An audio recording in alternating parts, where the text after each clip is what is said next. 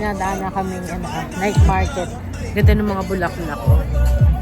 Sobrang lusog ng mga flowers. Ayan.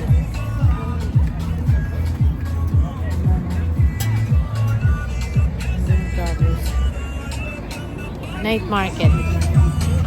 Sarap. Ito. Tingnan natin yung kainan. Ang daming tao. Naligaw tayo. Pero maganda yung napasukan natin. Oh. Ibang night market. Nakatuwa. Pasko na. Yun na pala yung kasama natin. Doon pala tayo pupunta sa ano. Naiwan na naman ako. Nandito tayo sa kabila. Dito tayo sa kabila pero na yung kasama natin nandun pala sa kabila. Nawawala na naman ako. Naiiwan. Yan yung night market. Naghahanap kami makakainan at gabi na alas 8 na. So dito naman tayo kakain sa Thai cuisine. Tara, pasok tayo. Best Thai cuisine. Mukhang masarap. You know, Best Thai cuisine. Yan yung restaurant. Tara, pasok tayo. Open pa. Ay, oh, lamig. Dinner time. Ito na yung dinner natin.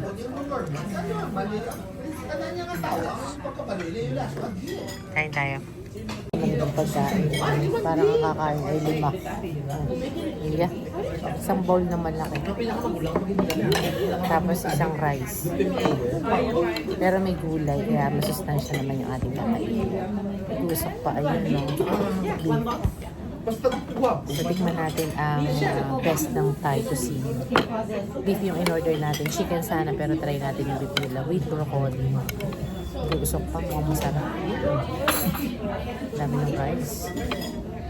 Dinner time. Kain po tayo. Unang tikim ay sa akin. Pangalawang tikim ay para sa inyo. Kain po tayo. Sarap.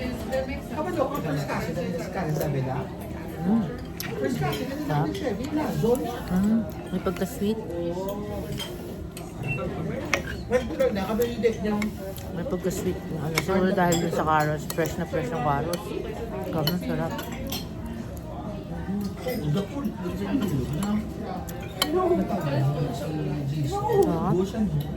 Kita ko niya pa siya masakit kasi nag-post sa iyo.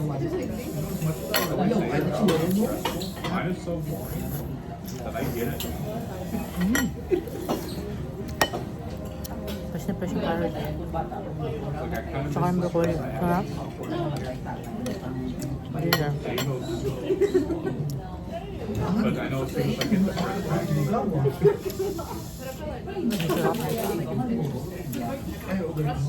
This for 6. Pang-alam na tao. Malapit.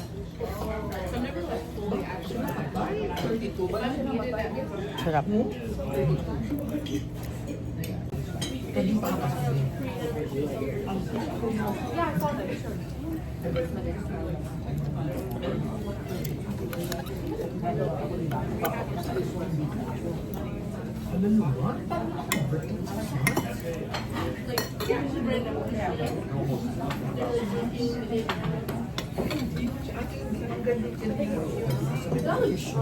Take out natin at hindi natin kayang ubusin.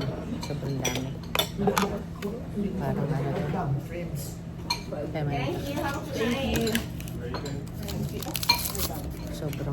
Sobrang dami.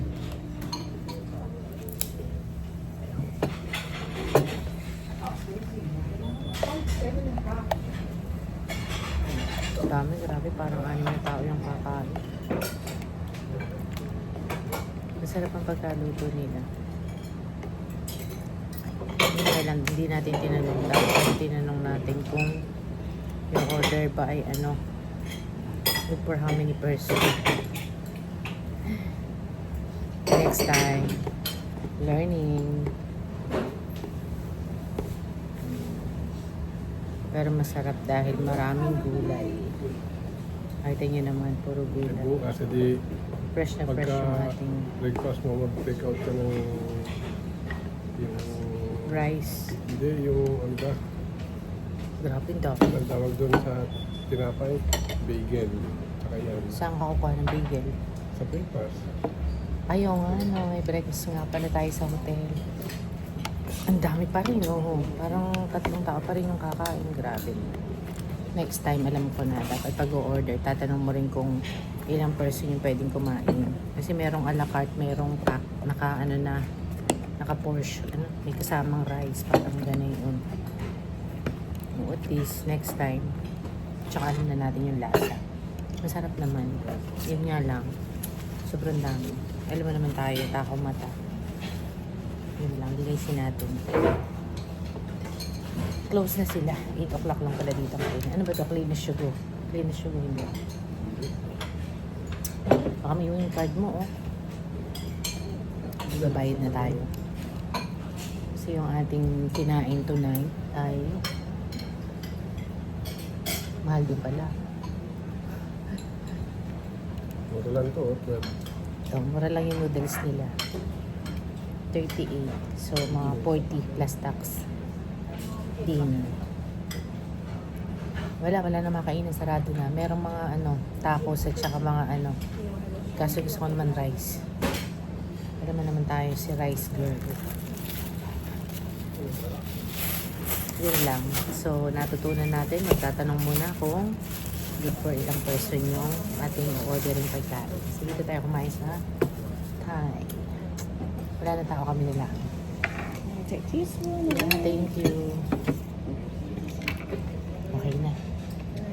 Cute kaya nung restaurant nila. Cute. Tapos meron silang salamin sa likod na. Ayan, oh. Cute. So, parang family business. Tapos na tayong kumain. Dito ng restaurant nila. Sulit naman, guys. Masarap naman yung pagkain. Yung nga lang masyado marami. Yun na. Best Thai cuisine. Okay din ang presyo ng kanilang pagkain. So, 2 na kaming kumain. Noodles, isang rice at saka isang ulam. Isang soft drinks ay 38. Pwede na. Not bad.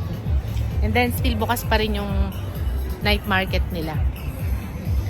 Hindi lang natin alam kung ito ay regular na schedule ng kanilang night market dahil hindi naman tayo taga rito. So marami iba't ibang klaseng mga pagkain, flower, mga pika-pika souvenir. Ayan, oh. Tapos yung isang restaurant ay sila, maraming party or maybe Christmas party nila. Anyway, tapos na tayong kumain, pabalik na tayo ng hotel. Yan lang, ito na yung ating Sharon. Nag-Sharon tayo tonight. Good night! Back to the hotel!